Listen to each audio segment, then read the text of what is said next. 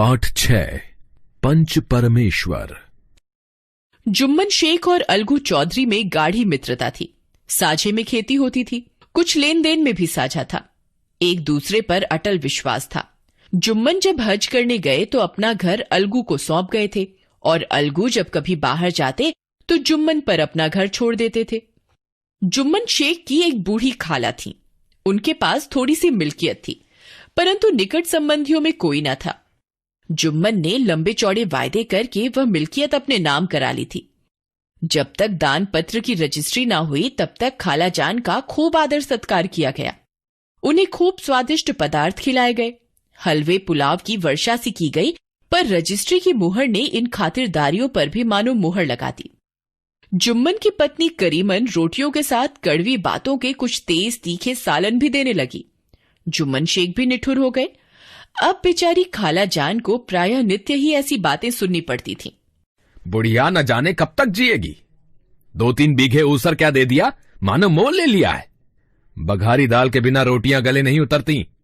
जितना रुपया इसके पेट में झोंक चुके उतने से तो अब तक गांव मोल ले लेते। कुछ दिन खाला जान ने सुना और सहा, पर जब ना सहा गया तब जुम्मन से शिकायत की।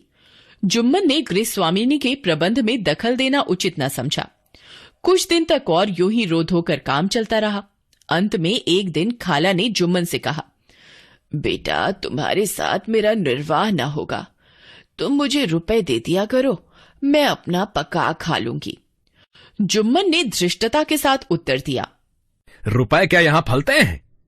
खाला ने नम्रता से कहा, मुझे भी कुछ रूखा सूखा चाहिए कि नहीं?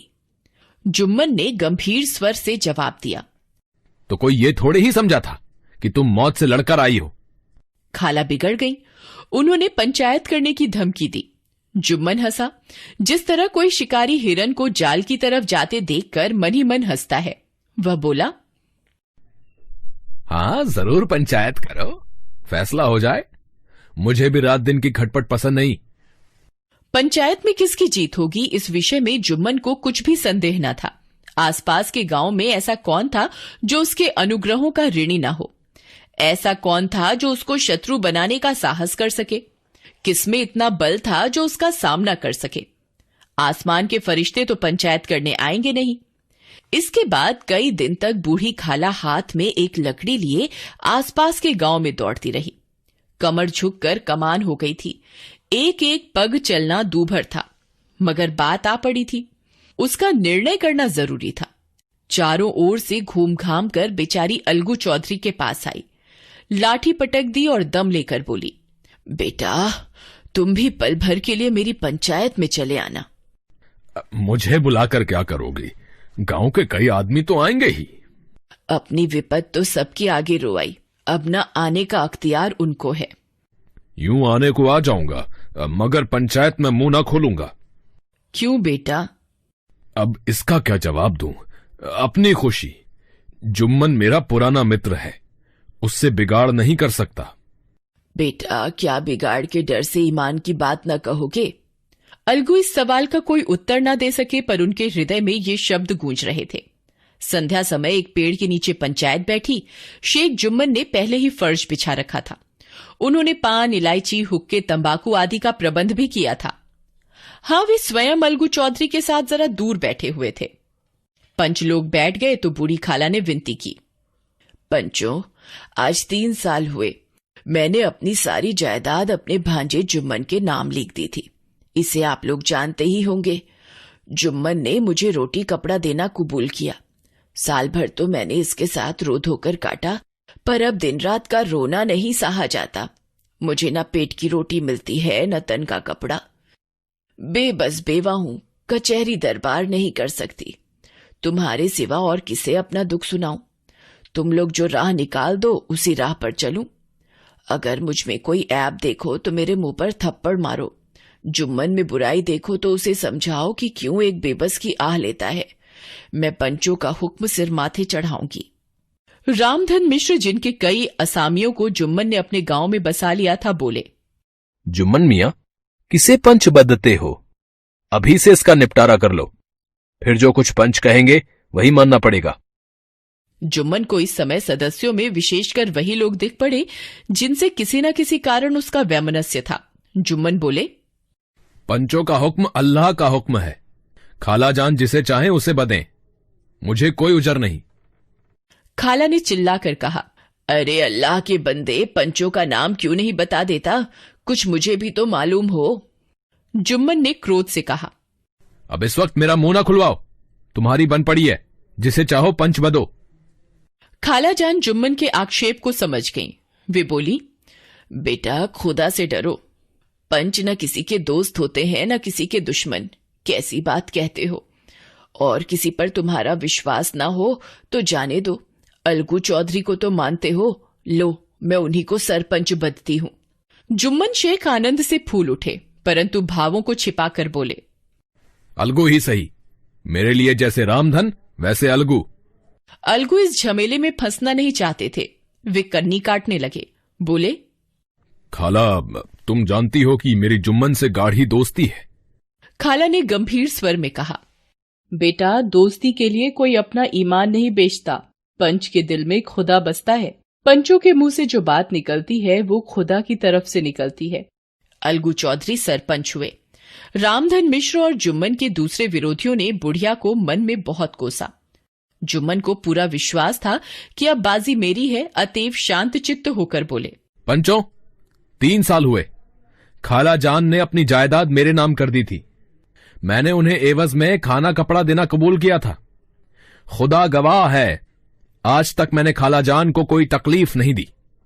मैं उन्हें अपनी मां के समान समझता हूं। उनकी खदमत करना मेरा फर्ज है, मगर औरतों में जरा अनबन रहती है, इसमें मेरा क्या बस है।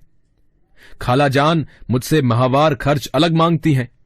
जायदाद जितनी है वो पंचों से छिपी नहीं। उससे इतना मुनाफा नहीं होता है कि माहवार खर्च दे सकूं। इसके अलावा समझौते में माहवार खर्च का कोई जिक्र नहीं तो मैं भूल कर भी इस झमेले में ना पड़ता। बस मुझे यही कहना है, आइंदा पंचों को अधिकार है, जो फैसला चाहें करें। अलगू चौधरी को हमेशा कचहरी से काम पड़ता था, अतएव वह पूरा कानूनी आदमी था। उसने जुम्मन से जिरह शुरू की। एक एक प्रश्न जुम्मन के हृदय पर हथौड़े की चोट की तरह पड़ता था। रामधन मिश्र इन प्रश्नों पर मुग्ध हुए जाते थे। जुम्मन चकित थे कि अलगू को क्या हो गया। अभी यह अलगू मेरे साथ बैठा हुआ कैसी कैसी बातें कर रहा था, इतनी देर में ऐसी काया पलट हो गई कि मेरी जड़ खोदने पर तुला हुआ है। ना मालूम कब की कसर यह निकाल रहा है। क्या इतने दिनों की दोस्ती कुछ भी काम ना आएगी? जुम्मन शेख तो इसी संकल्प विकल्प में पड़े हुए थे कि इतने में अलगू ने फैसला सुनाया। जुम्मन शेख, पंचों ने इस मामले पर विचार किया। उन्हें यह नीति संगत मालूम होता है कि खाला जान को माहवार खर्च दिया जाए। हमारा विचार है कि खाला की जायदाद से इतना मुनाफा अवश्य होता है कि माहवार खर्च दिया जा सके। बस यही हमारा फैसला है। इस फैसले ने अलगू और जुम्मन की दोस्ती की जड़ हिला दी। अब वे साथ साथ बातें करते नहीं दिखाई देते। इतना पुराना मित्रता रूपी वृक्ष सत्य का एक झोंका भी ना सह सका। सचमुच वह बालू की ही जमीन पर खड़ा था। जुम्मन के चित्त में मित्र की कुटिलता आठों पहर खटका करती थी। उसे हर घड़ी यही चिंता रहती थी कि किसी तरह बदला लेने का अवसर मिले। दैवयोग से जुम्मन की पंचायत के 1 महीने बाद अलगू की बैलों की जोड़ी का एक बैल मर गया। जुम्मन ने दोस्तों से कहा, यह दगाबाजी की सजा है। अब अकेला बैल किस काम का? उसका जोड़ बहुत ढूंढा गया पर ना मिला। निदान यह सलाह ठहरी कि इसे बेच डालना चाहिए। गांव में एक समझू साहू थे। वह इक्का गाड़ी हाँकते थे। गांव से गुड़ घी लाद कर मंडी ले जाते, मंडी से तेल नमक भर लाते और गांव में बेचते। इस बैल पर उनका मन ललचाया। उन्होंने सोचा, यह बैल हाथ लगे तो दिन भर में बेखटके 3 खेप हो। आजकल तो एक ही खेप में लाले पड़े रहते हैं। बैल देखा, गाड़ी में दौड़ाया, मोल तोल किया और उसे लाकर द्वार पर बांध ही दिया। 1 महीने में दाम चुकाने का वायदा ठहरा। चौधरी को भी गरज थी ही, घाटे की परवाह न की। समझू साहू ने नया बैल पाया तो लगे उसे रगेदने। वह दिन में 3-3, 4-4 खेपे करने लगे। न चारे की फिक्र थी न पानी की, बस खेपों से काम था। एक दिन चौथी खेप में साहू जी ने दूना बोझा लादा। दिन भर का थका जानवर पैर न उठते थे, पर साहू जी कोड़े फटकारने लगे। बस फिर क्या था। बैल कलेजा तोड़कर चला। कुछ दूर दौड़ा और चाहा कि जरा दम ले लूं, पर साहू जी को जल्द पहुंचने की फिक्र थी।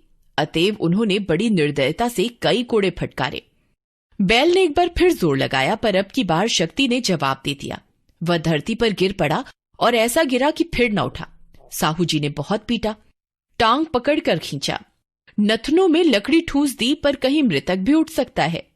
तब साहू जी को कुछ शक हुआ। उन्होंने बैल को गौर से देखा, खोलकर अलग किया और सोचने लगे कि गाड़ी कैसे घर पहुंचे। 200-250 रुपए कमर में बंधे थे। इनके सिवा गाड़ी पर कई बोरे नमक के थे, अतएव छोड़कर जा भी न सकते थे। लाचार बेचारे गाड़ी पर ही लेट गए, वहीं रत जगह करने की ठान ली। चिलम भरी और फिर हुक्का पिया। इस तरह साहू जी आधी रात तक नींद को बहलाते रहे। अपनी जान में तो वह जागते ही रहे।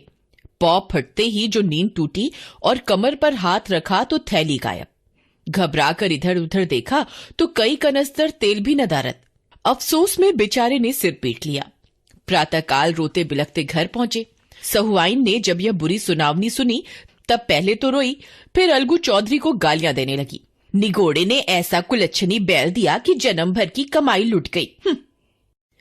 इस घटना को कई महीने बीत गए। अलगू जब अपने बैल के दाम मांगते तब साहू और सहुआइन दोनों ही झल्लाए हुए कुत्ते की तरह चढ़ बैठते और अंड बंड बकने लगते। वाह, यहां तो सारे जन्म की कमाई लुट गई, सत्यानाश हो गया। इन्हें दामों की पड़ी है। मुर्दा बैल दिया था, उस पर दाम मांगने चले हैं। परंतु अलगू चौधरी के लिए 150 रुपए से इस तरह हाथ धो लेना आसान न था। एक बार वे भी गर्म हो उठे। शोरगुल सुनकर गांव के भले मानस जमा हो गए। उन्होंने दोनों को समझाया। वे परामर्श देने लगे कि इस तरह से काम न चलेगा, पंचायत कर लो, जो कुछ तय हो जाए उसे स्वीकार कर लो। साहू जी राजी हो गए। अलगू ने भी हामी भर ली। पंचायत बैठ गई तो रामधन मिश्र ने कहा, अब देरी क्या है, पंचों का चुनाव हो जाना चाहिए। बोलो चौधरी, किस किस को पंच बदते हो? अलगू ने दीन भाव से कहा, समझू साहू ही चुन लें। समझू खड़े हुए और कड़क कर बोले, मेरी ओर से जुम्मन शेख। जुम्मन का नाम सुनते ही अलगू चौधरी का कलेजा धक धक करने लगा, मानो किसी ने अचानक थप्पड़ मार दिया हो। रामधन अलगू के मित्र थे। वह बात को ताड़ गए। पूछा, क्यों चौधरी, तुम्हें कोई उजर तो नहीं? चौधरी ने निराश होकर कहा, नहीं, मुझे क्या उजर होगा। पंचों ने दोनों पक्षों से सवाल जवाब करना शुरू किया। बहुत देर तक दोनों दल अपने अपने पक्ष का समर्थन करते रहे। अंत में जुम्मन ने फैसला सुनाया, अलगू चौधरी और समझू साहू, पंचों ने तुम्हारे मामले में अच्छी तरह विचार किया। समझू को उचित है कि बैल का पुराना दाम दें। जिस वक्त उन्होंने बैल लिया उसे कोई बीमारी न थी। अगर उसी समय दाम दे दिए जाते तो आज समझू उसे फेर लेने का आग्रह न करते। बैल की मृत्यु केवल इस कारण से हुई है कि उससे बड़ा कठिन परिश्रम लिया गया और उसके दाने पानी का कोई अच्छा प्रबंध न किया गया। अलगू चौधरी फूले न समाये, उठ खड़े हुए और जोर से बोले, पंच परमेश्वर की जय। इसके साथ ही चारों ओर से प्रतिध्वनि हुई, पंच परमेश्वर की जय। थोड़ी देर बाद जुम्मन अलगू के पास आए और उनके गले से लिपट कर बोले, भैया, जब तुमने मेरी पंचायत की तब से मैं तुम्हारा प्राण घातक शत्रु बन बैठा था, पर आज मुझे ज्ञात हुआ कि पंच के पद पर बैठकर न कोई किसी का दोस्त होता है न दुश्मन। न्याय के सिवा उसे और कुछ नहीं सूझता। आज मुझे विश्वास हो गया कि पंच की जुबान से खुदा बोलता है। अलगू रोने लगे। इस पानी से दोनों के दिलों का मैल धुल गया। मित्रता की मुरझाई लता फिर हरी हो गई।